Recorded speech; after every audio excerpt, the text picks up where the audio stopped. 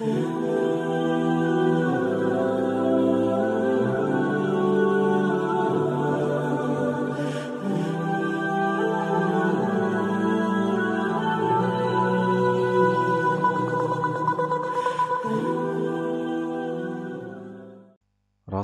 sallallahu aleyhi ve sellem orozogo dayardык katары эмнелер кылаар эле? Sahihul Buhari'deki Orozo kitabı 1969 hadiste Nabi sallallahu aleyhi ve sellem'den ayalları Hazreti Ayşe razıyallahu anhu uşunday deydi. Men Rasulullah sallallahu aleyhi ve sellem'den orozodan başka bir de ayda toluq orozo karmaganını körgen emesmin. Al zattın Şaban ayındagıday köp orozo karmaganını da körgen emesmin. Bul hadisten Rasulullah sallallahu aleyhi ve sellem orozo ayı kelip jatkanda özlörün aga dayardoo üçün andan murunku Şaban ayında köbürök orozo karmaganын bilip alabız. Al zat orozo ayına mına uşunday dayardık körgen eken.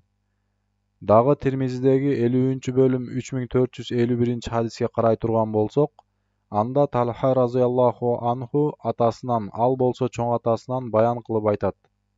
Kaçan Nabi sallallahu aleyhi ve sellem жаңы айды көрсө Аллах субхана ва таалага дуа кылып, Аллахым бул айды бизге береке, ыйман, амандык жана ислам айы кылгын деп айтат эле.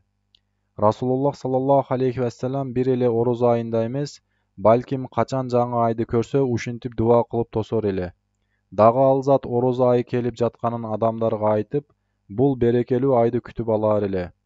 Ахмад ибн Хамбалдын сунанында 230 бет 7148 hadiste aytılışınca Rasulullah sallallahu aleyhi ve sellem sahabalarga ушундай деп айтат.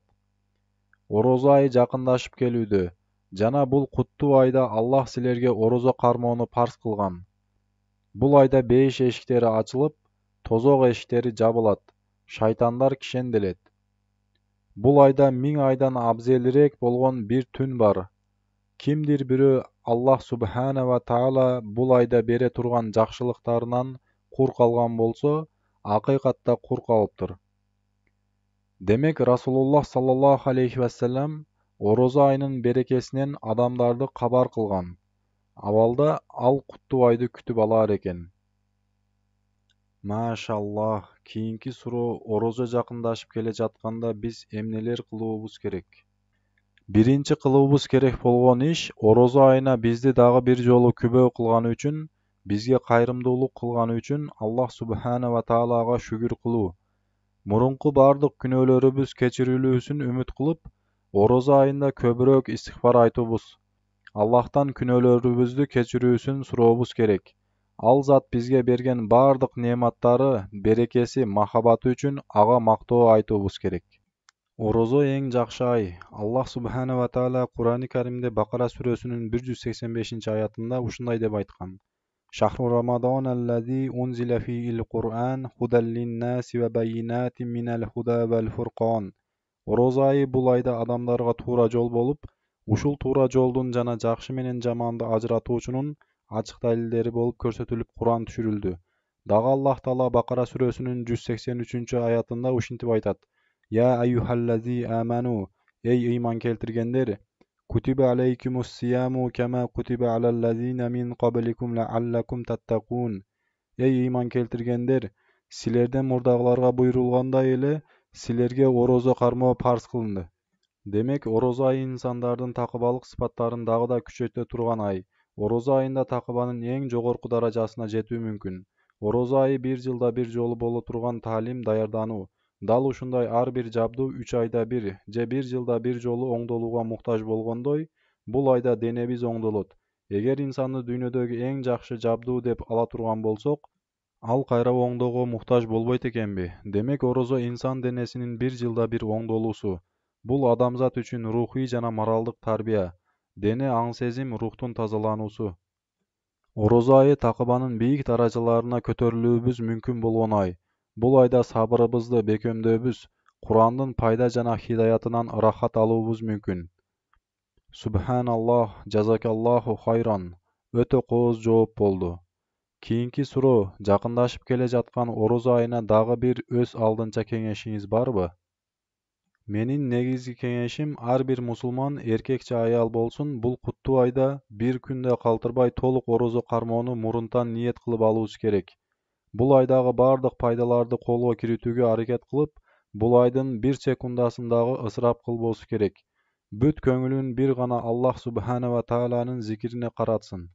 Ошондой эле баарыбыз бирдей анын ыраазычылыгын издөбүз жана күнөөлөрүбүздү кечирүүсүн сурообуз керек. Мүмкүн болушунча такыбабыз жана сабырыбыз үстүндө иштеп, аларды жогорулатып баруубуз керек. Ошондой эле пайгамбарыбыз Мухаммад саллаллаху алейхи вассалам Сахихул Бухариде Орозо китеби 1903 хадисте айтат: Кайсыдыр орозо кармаган адам күнөө амал жана күнөө сөздү таштабайт экен, Аллах субхана ва таала ал пенденин жеп ичүүсүн таштаганына карабайт. Башкача айтканда, инсан күнөө амалдар жана сөздөрдөн өзүн тыйбайт экен, Аллах субхана ва таала ал пенденин тамак жана суусундугунан таштоого муктаж эмес. Бул деген орозобуз күнөө амал жана сөздү таштабайт экенбиз, кабыл болбойт дегенди түшүндүрөт.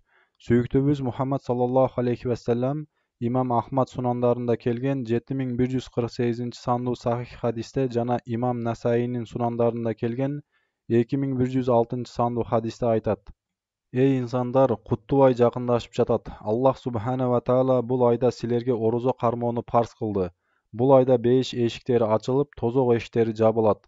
Шайтандар болсо кишенделет. Бул айда 1000 түндөн артык бир түн бар.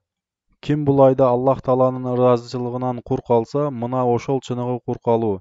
Мындан келип чыгат, ар бирибиз бул айда толук сыйлыкка ээ болууну максат кылуубуз керек. Сүйүктүү пайгамбарыбыз Мухаммад саллаллаху алейхи вассалам Сахихул Бухари китебинин орозо бөлүмүндө келген 1901-сандуу хадисте мындай дейт: Ким бул айда ыйман менен Аллах субхана ва тааланын ыраазылыгы үмүтүндө орозо кармаса, анын өткөн бардык күнөөлөрү кечирилет.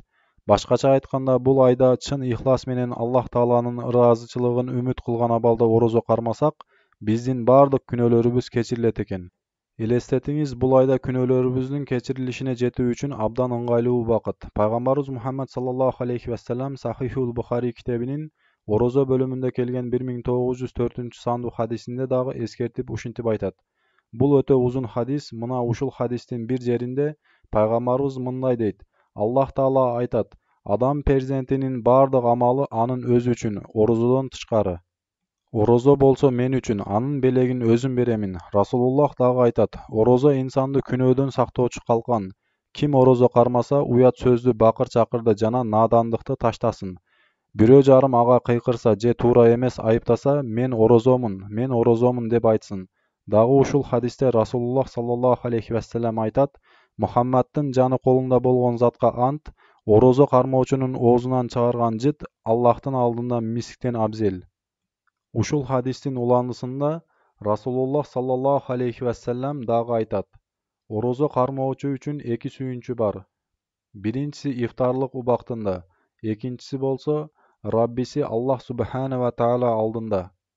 Ошондой эле Кур'ани Каримде Нур сүрөсү 31-аятта Аллах таала айтат: Эй ыйман келтиргендер, баарыңар Аллахка гана тобо кылгыла, балким азаптан кутулаарсыңар.